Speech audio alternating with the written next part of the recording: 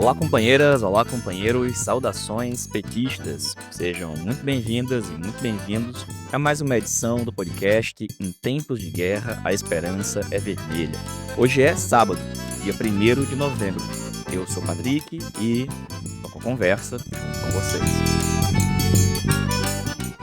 No episódio de hoje, falamos da situação política internacional, regional e nacional, destacando inicialmente a situação no estado do Rio de Janeiro após a violentíssima ação policial promovida pelo governador Cláudio Castro, que teve como consequência uma chacina com mais de 120 mortes, que talvez seja a maior chacina do Rio de Janeiro ou do Brasil. Escutamos o companheiro Olavo Brandão, do Rio de Janeiro, que trata desse assunto. Falamos também da luta dos servidores públicos do Brasil contra a reforma administrativa e em defesa dos serviços públicos. Sobre esse assunto, a gente escuta o companheiro Ismael César, da direção da CUT. E falamos ainda também do cenário nacional, agora há um ano do segundo turno da eleição de 2026.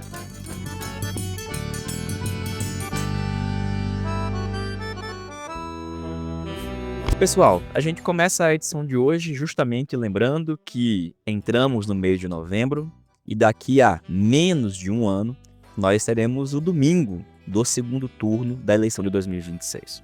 Falta, portanto, menos de um ano. É pouco tempo. É pouco tempo para fazer os ajustes necessários, as mudanças corretas e tomar as medidas que são fundamentais para garantir a reeleição do presidente Lula em condições de derrotar política e eleitoralmente a extrema-direita, a direita neoliberal, o centrão, e criar condições para fazer um quarto governo Lula melhor e superior ao atual. Falamos isso porque, apesar do pouco tempo, ainda temos tempo. E esse tempo tem que ser muito bem aproveitado. Como a gente falou em edições recentes aqui do podcast, a situação nesse momento ela é mais favorável do que aquela do começo do ano. Em outras palavras, a gente está terminando 2025 melhor do que começamos o ano, melhor do que a gente terminou 2024. Os índices de aprovação do governo melhoraram, não estão ainda na condição ideal, mas melhoraram. Deixaram de ter margens muito pequenas de diferença entre a reprovação e a aprovação do governo vem numa crescente.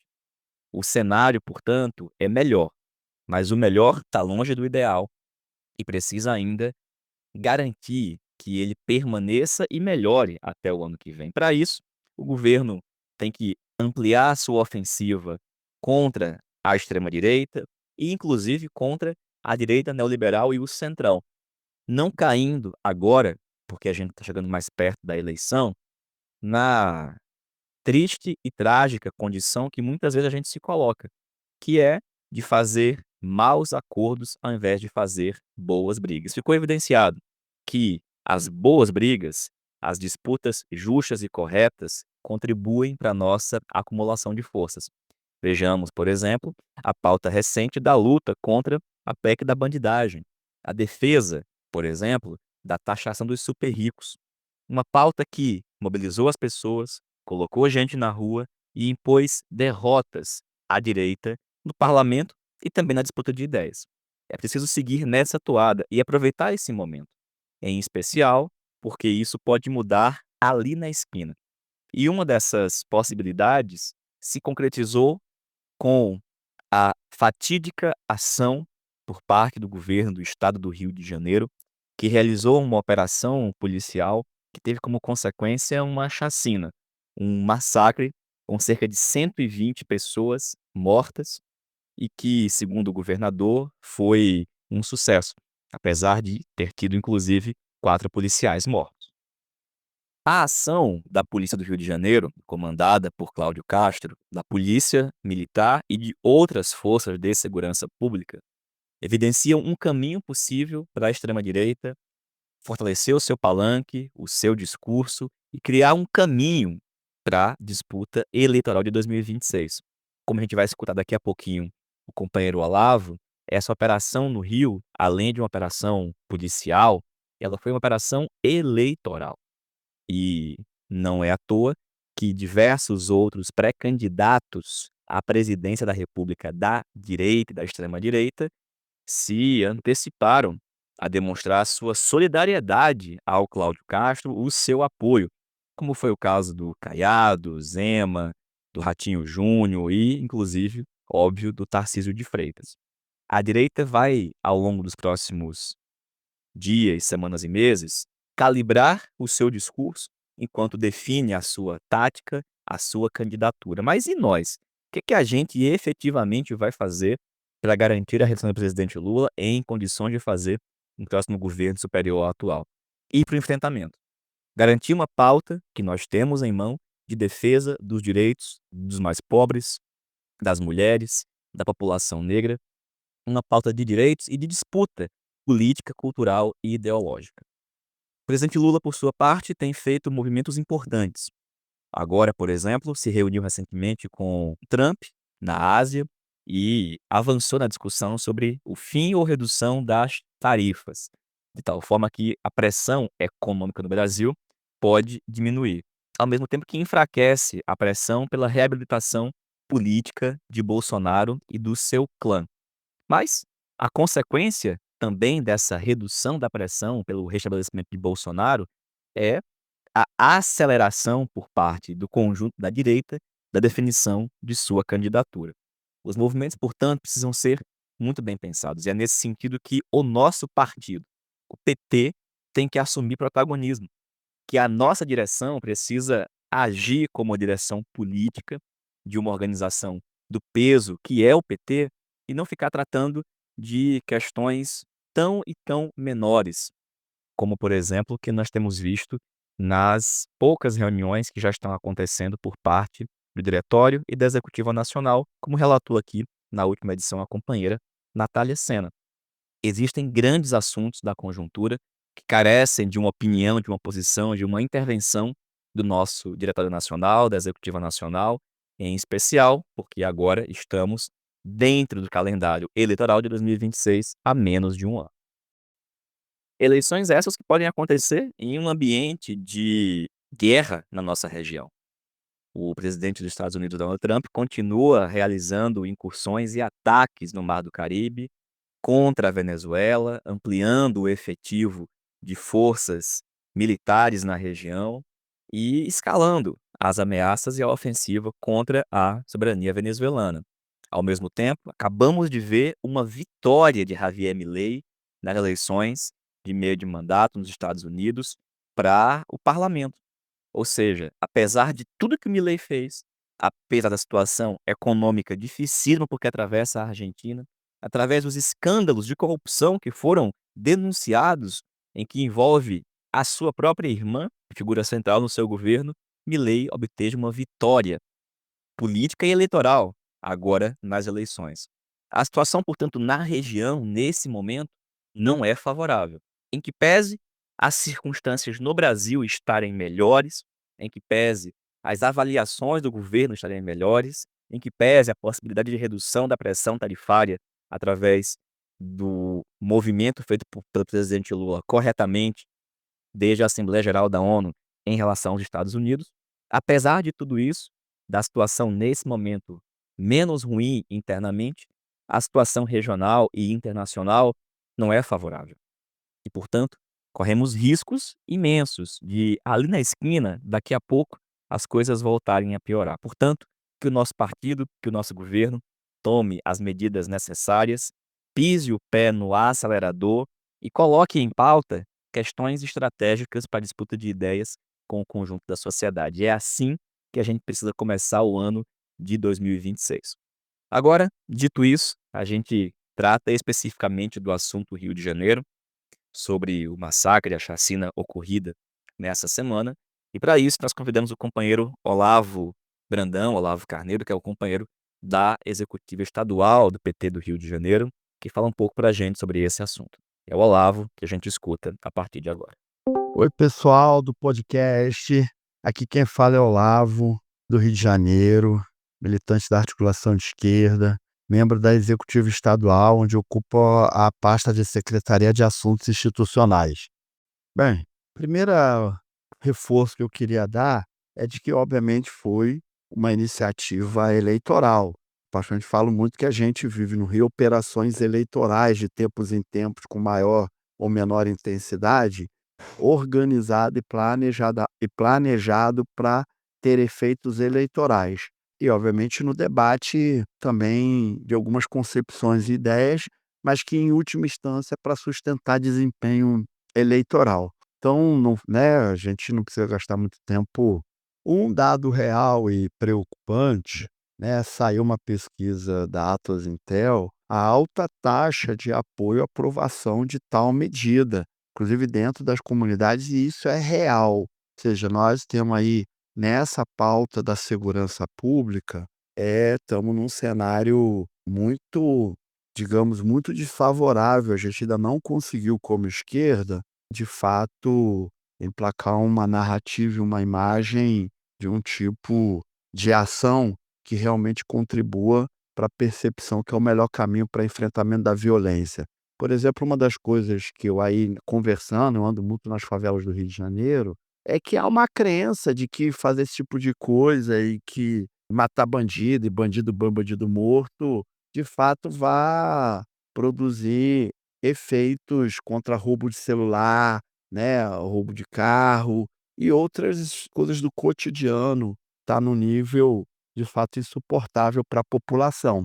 Bom, eu também quero aqui chamar a atenção, né, num conjunto de conversas, né, é que do ponto de vista, digamos, num trabalho de base ou numa abordagem mais corpo a corpo, mais pessoal, né, eu acho que a entrada nossa, muitas vezes, é apresentar algumas perguntas para provocar as pessoas a pensarem.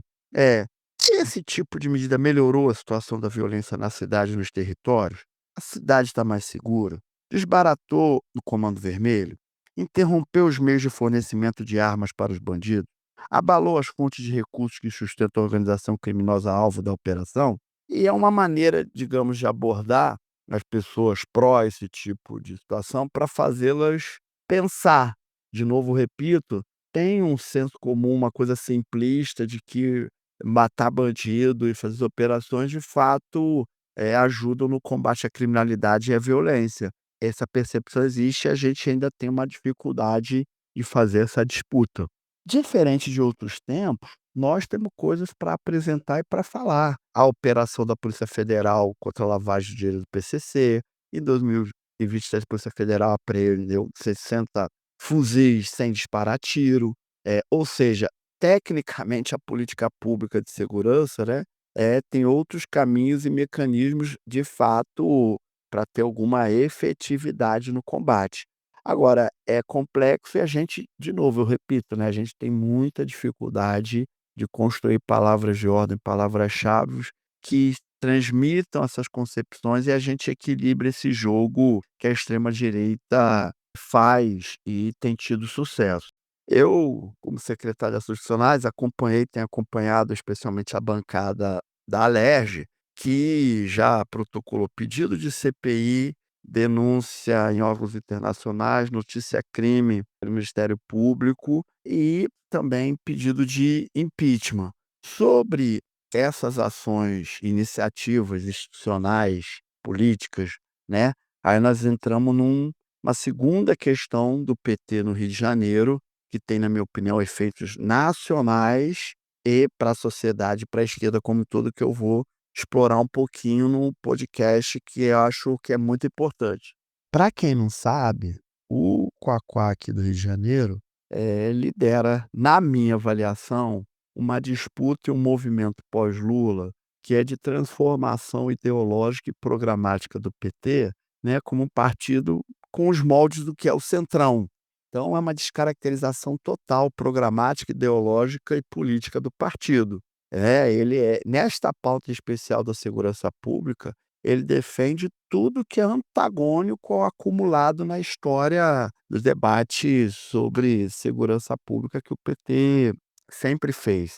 Agora eu chamo a atenção porque ele tem angariado apoios e simpatias, adesões a essas concepções cada vez mais dentro do próprio PT.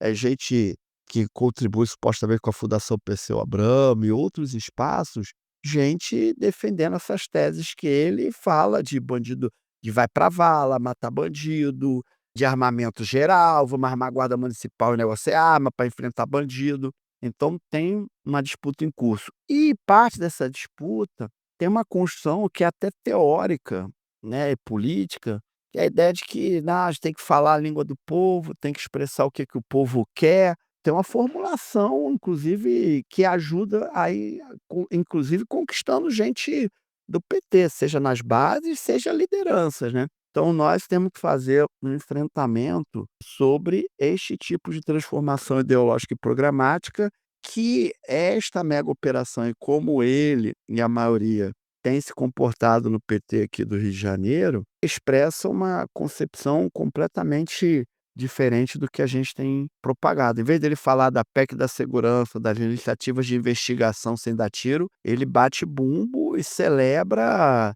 operação com essa taxa de letalidade, a maior taxa de letalidade de uma operação no Rio de Janeiro.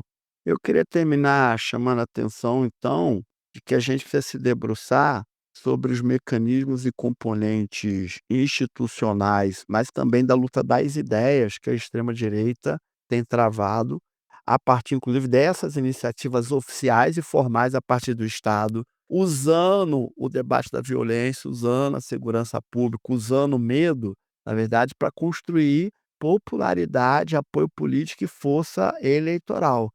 Nós ainda estamos aquém, no plano teórico e político, da disputa, em especial neste tema. Da gente as próximas o próximo período, na minha opinião, no ano eleitoral, esse tema vai continuar sendo colocado pela extrema direita e tentando mudar a agenda, quando na verdade a gente tem que manter a agenda da taxação dos ricos, diminuição da jornada de trabalho para outra escala 6 por 1 e investimento nas políticas de saúde, educação. Então, essa disputa sobre o debate de que política pública é eficiente para enfrentar a segurança pública vai continuar e os governadores de direita, extrema-direita, não tenho dúvida, tentarão reproduzir de alguma maneira coisas desse tipo que o Cláudio Castro apresentou para o Brasil nesse show de horrores. Essa é a contribuição para esse podcast, mas certamente a gente vai conversar mais sobre esse tema e os desdobramentos disso aqui no Rio de Janeiro, pessoal. Forte abraço, querido Patrick e todo mundo nossos ouvintes do podcast. Valeu, Olavo, obrigado, companheiro. E a gente vai certamente voltar a esse assunto aqui no nosso podcast. As investigações seguem em curso, tanto jornalísticas quanto de órgãos do Estado. O governo federal, por parte do Ministério da Justiça e Segurança Pública, anunciou algumas medidas. E ao longo das próximas edições, a gente volta a falar do Rio de Janeiro. Agora, além de diversos outros assuntos, nós queremos tratar agora do tema da luta dos servidores públicos federais, principalmente, que nesse último dia 28 de outubro tiveram o seu dia, né? O Dia dos Servidores e Servidoras Públicos.